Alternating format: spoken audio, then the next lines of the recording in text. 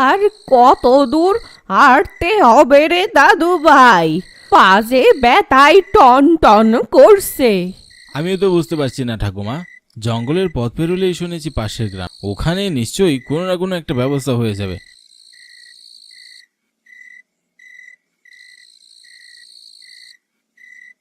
তুমি আর একটু কষ্ট করো।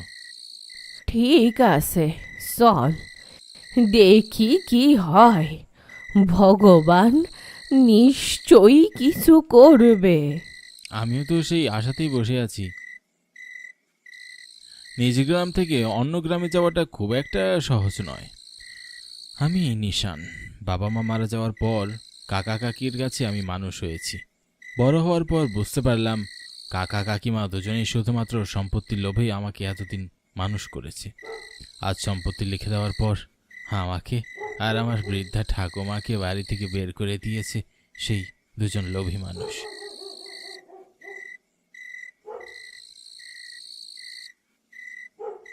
রাত বেশ অনেকখানি হয়ে গিয়েছে। একটু পর মেঘের গর্জনে স্পষ্ট যে ভারী বর্ষণ হবে, সুতরাং পা চালিয়ে যদ্দূর এগোনো যায় তারই প্রয়াস করছি। হাতে খুব একটা টাকা কড়িও নেই, তবে যা আছে তাই দিয়ে ছোটখাটো কিছু একটা শুরু করব নিশ্চয়ই।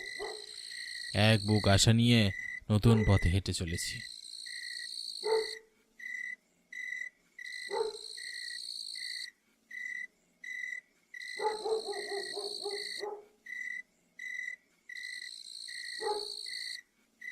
হাঁটতে হাঁটতে জঙ্গল পেরিয়ে কাঁচা লোকালয়ের রাস্তা পেয়ে গেলাম। রাস্তা ধরে এগিয়ে খানিকটা দূরেই দেখলাম ফিনফিনে আলো জ্বলছে। অনেক সময় হাঁটার পরে একখানা আলোর দেখা মিলল। ঠাকুমাকে বললাম, ওই দেখো ঠাকুমা, একটা দোকান খোলা আছে, চলো ওখানে গিয়ে একটু খোঁজ লাগাই, যদি কোনো সুরাহা করতে পারি এই বিপদের। বেশ, চল। গিয়ে মিষ্টি যাই। মিষ্টি না গো দাদা, বড্ড বিপদে পড়ে পাশের গা থেকে এসেছি, সাহায্য করতে পারলে বড় উপকৃত হতাম। বটে, তা কি সাহায্য?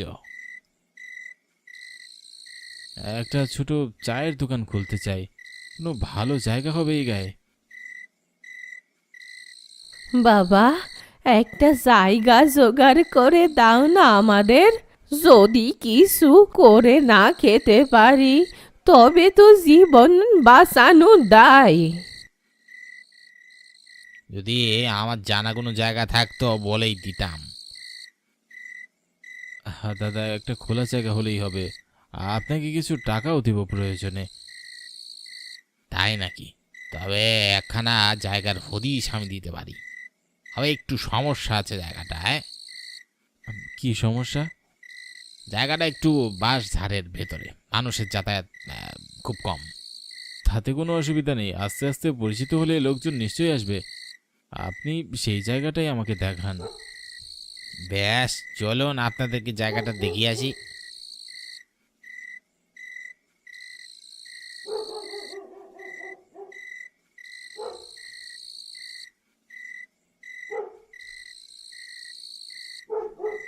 দোকানদার আমাদের জায়গাটা চিনিয়ে দিয়ে চলে গেল।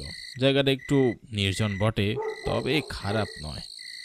চারপাশে খানিকটা বাঁশঝাড়ের কারণে একটু অন্ধকার হয়ে থাকে, তবে কিছুদিন পরিচিত হলেই নিশ্চয় এখানেও মানুষ হবে। জায়গাটা এমন নির্জন, এখানে এই চায়ের দোকানে লোকজন আসবে তো? তুমি চিন্তা করো না ঠাকুমা, আগে দোকান দেই, তারপরে কি হয় দেখা যাবে। আচ্ছা, বেশ, দেখ তবে।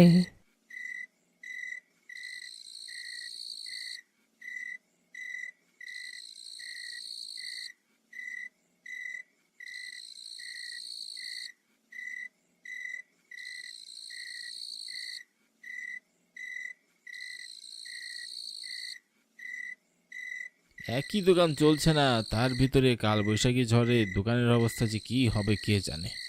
যতটুকু টাকা ছিল সবটুকু দিয়ে এই দোকানের পিছনে লাগিয়ে দিয়েছি। এবার যদি সেখানে কোনো ফল না পাই তাহলে সবটুকুই বৃথা যাবে। বিকেলবেলা বেশ ঝড় শুরু হলো। বৃষ্টি থামার কোনো নামই নেই। ঠাকুমা এখন দোকানেই আছে, বাড়িতে আসতে পারেনি এই ঝড় বৃষ্টির জন্য।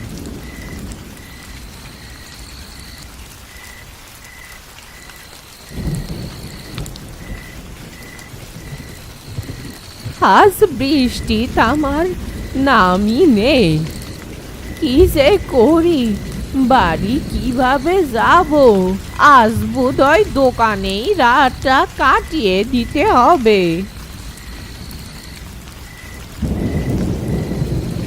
ঝড় বৃষ্টি থামার কোনো লক্ষণ না দেখে আমি নিজেই ছাতা নিয়ে বেরিয়ে পড়লাম দোকানের উদ্দেশ্যে। ঠাকুমার জন্য বড্ড চিন্তা হচ্ছিল। ঠাকুমার বয়স হয়েছে, কিন্তু এই বয়সে সে আমার জন্য অনেক কিছু করেছে। এই ঝড়ঝাপটার রাতে বৃদ্ধ মানুষটার দোকানে একা থাকলে সে যে ভারী লজ্জা। আমি বেরিয়ে পড়লাম ঠাকুমাকে নিয়ে আসার জন্য।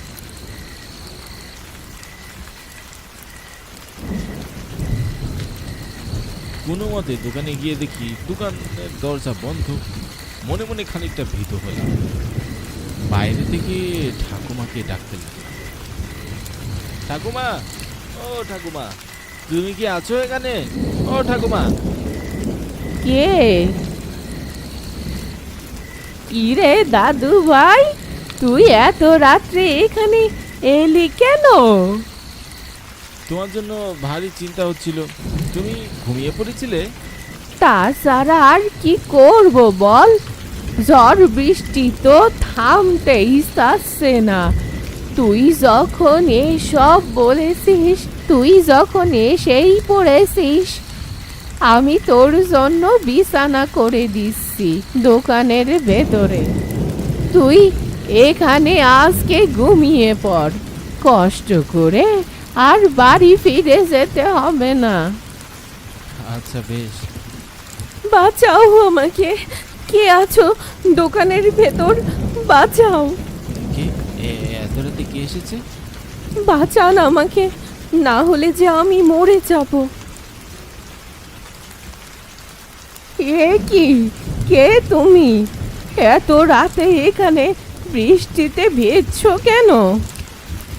আমি নন্দিনী, বাবা মার সাথে মামার বাড়ি থেকে ফিরছিলাম। ঝড় বৃষ্টিতে আটকা পড়ে গিয়েছি রাস্তায়। কয়েকজন লোক এসে বাবা মাকে ধরে নিয়ে গেল। আমি কোনো মতো পালিয়ে এসেছি। কি, কোনো কারণ ছাড়া ধরে নিয়ে গেল? হ্যাঁ, আপনি একবার আসবেন, আসলে বড্ড উপকার হয়, আসলে বড্ড উপকার হয়। না বাসা, এত রাত্রে আর কোথাও যাওয়ার দরকার নেই। তুমি বরং আজ রাতটা এখানেই কাটিয়ে দাও। কাল সকালে আমার নাতি গিয়ে দেখবে ক্ষণ। তুমি তো একেবারে কাক ভেজা হয়ে আছো। আমাদের দোকানে থাকলে তোমার কোনো অসুবিধা হবে না। আচ্ছা বেশ।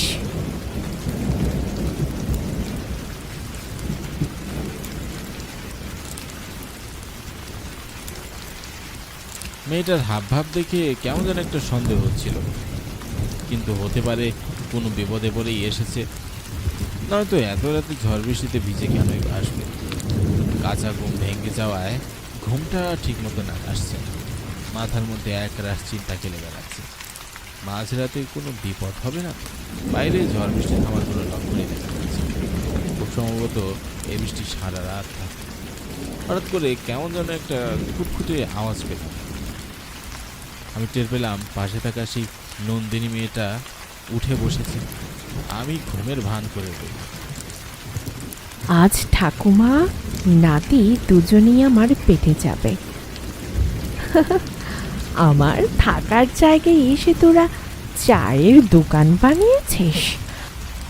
আজ আমি তোদের চরম শিক্ষা দিব। যেভাবেই হোক নাতিটাকে বাইরে নিয়ে যেতেই হবে, পরে ওটাকে কামড়িয়ে কামড়িয়ে খাবো। এরপর বুড়িটাকে এখানে বসে খাবো। না না, এখন এখানে ঘুমানোর ভান করে মটকা মেরে পড়ে থাকতে হবে। একটু বেখেয়ালিও হওয়া যাবে না। এটার কথা শুনে আমার গায়ের লোম যেন হিম হয়ে গেল। দোকানে রাত কাটাতে এসে কোন বিপদে বললাম। ওর সামনে ঠাকুমাকে জাগাতেও পারছি না, আর ঘুমের ভান করে থাকতেও পারছি না। ও সময় মাথায় বুদ্ধি এলো, আর আমি সেই মতোই কাজ করি।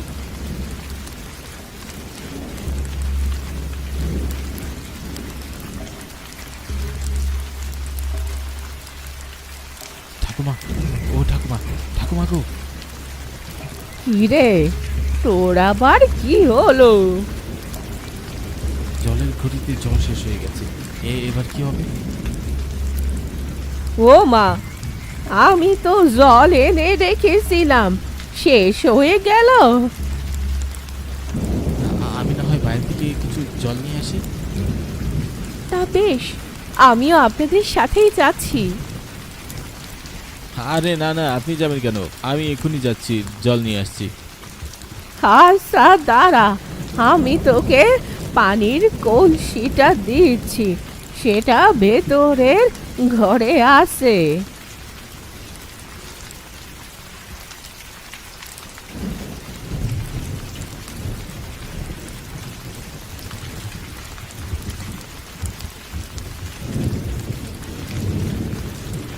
ঠাকুমা শোনো, এবারে তোমাকে যা বলবো সেটা তুমি চুপচাপ শুনবে, কোনো কথা বলবে না। বাইরের মেয়েটা যেন কোনো কিছু শুনতে না পায়। কি বলবি? বুঝলে তো ঘটনা? ও, এই তাহলে ঘটনা। তা এইবার কি করবি রে দাদু ভাই? এত বেশ বিপদ হলো। আমি জল নেওয়ার কথা বলে বাইরে যাব। বেশ কিছুক্ষণ পর যখন ফিরবো না, তখন তুমি কোনো একটা বাহানা দিয়ে বাইরে আসবে। আমি দোকানের পিছনে বড় তাল গাছটার পিছনে দাঁড়িয়ে থাকবো। আচ্ছা বেশ, তুই যা।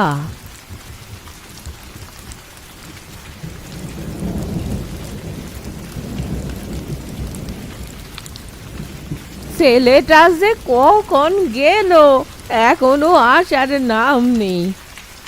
তুমি একটু বসো মা, আমি একটু দেখে আসি। আমি একা বসে থাকবো? আমার যে বড্ড ভয় করবে। আপনি বাইরে যাবেন না? আহা, ভয় করো না, আমি তো দূরে যাব না।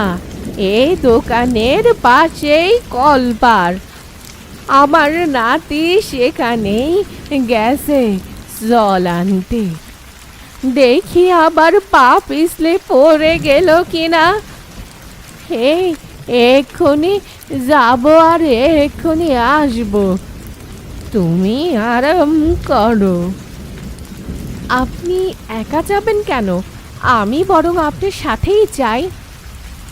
আহা, করো কি বাসা, করো কি? তুমি এ বাড়ির অতিথি, তোমাকে কষ্ট দিলে চলবে কেন? আমি এখনই যাব, এই দেখো চলে আসবো। তুমি বসো, তাড়াতাড়ি ফিরে আসবেন কিন্তু। আমি আপনাদের অপেক্ষায় বসে আছি।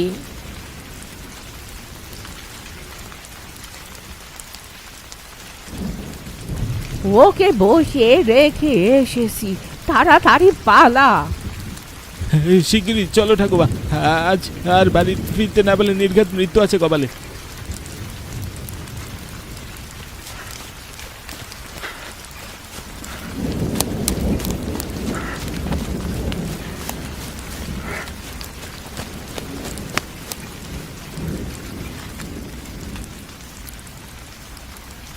বড্ড বিপদে পড়ে এই ঝড়ঝাপটার রাতে বৃদ্ধ ঠাকুমাকে নিয়ে দৌড়ে বাড়ির পথে যাচ্ছি। এছাড়া আর কোনো উপায় নেই। প্রতিমধ্যে আমাদের বাধা হয়ে দাঁড়াচ্ছে ঝড়। যত তাড়াতাড়ি সম্ভব বাড়িতে পৌঁছাতে হবে। এইখানে যত বেশি দেরি করবো তত বেশি বিপদের সম্ভাবনা বাড়বে। বিপদে পড়লে ঠাকুমাকে বিপদে রাখা যাবে না। এইভাবেই দুজনে যত তাড়াতাড়ি সম্ভব সামনে এগিয়ে চলেছি। জানতাম, খুব ভালো করেই জানতাম, এই দুটো মানুষের ছা আমার সাথে খেলছে। কেন যে এদেরকে বিশ্বাস করতে গেলাম? না, এদেরকে আমাকে আজ ধরতেই হবে। যে করি হোক আমি এদের খেয়েই ছাড়বো।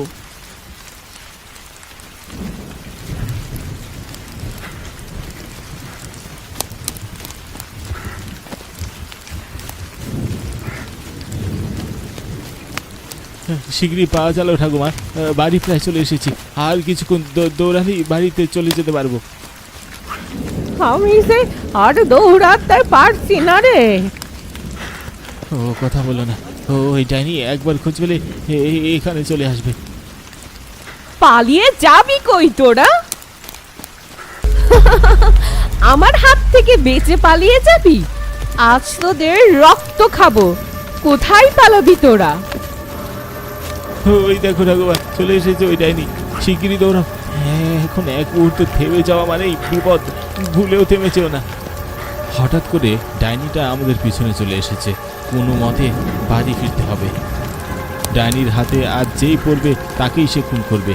যে করে হোক ঠাকুমাকে নিয়ে বাড়ি পৌঁছাতে হবে। আমি যতটুকু সম্ভব তার চেয়েও বেশি জোরে দৌড়াতে শুরু করলাম। ঠাকুমাও পায়ে পা মিলিয়ে দৌড়াতে লাগলো।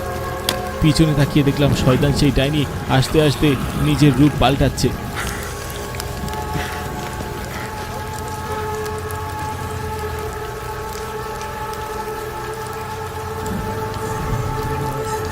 আমি দেখলাম মুহূর্তেই পাল্টে গেল সেই পিশাচিনীর রূপ।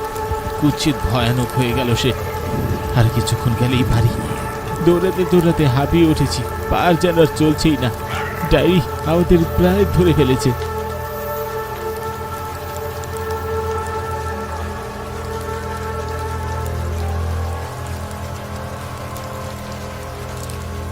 ওই দেখো দরজা, শিগগিরই ওটা বন্ধ করো। ডাইনি যেন কোনো মতেই না ঢুকতে পারে।